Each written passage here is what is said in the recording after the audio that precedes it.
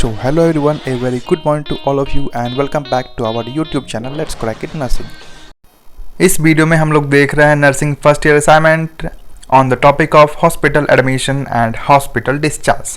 सबसे पहले देख रहे हैं एडमिशन के introduction, learning outcomes, objectives, equipments, planning, implementation. Assignment चल रहा है, आप लोग इसको पॉज करके लिख सकते हो।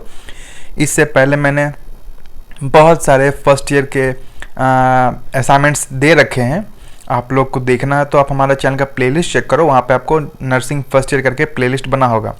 और ये तो फर्स्ट ईयर का हो गया ना, आपको सेकेंड ईयर थर्ड ईयर का भी असाइनमेंट्स हो या प्रीवियस ईयर क्वेश्चंस हो, नोट्स हो, सब कुछ हमारे चैनल पे अपलोडेड है, अवेलेबल है, आप लोग जाकर चेकआउट कर सकते हो। हम लोग के चैनल पे आपको एंट्रेंस एग्जाम के क्वेश्चन पेपर भी मिल जाएंगे, तो हमारे चैनल को जरूर सब्सक्राइब करो, इस वीडियो को शेयर कर दो अपने दोस्तों के साथ और एक कमेंट कर दो।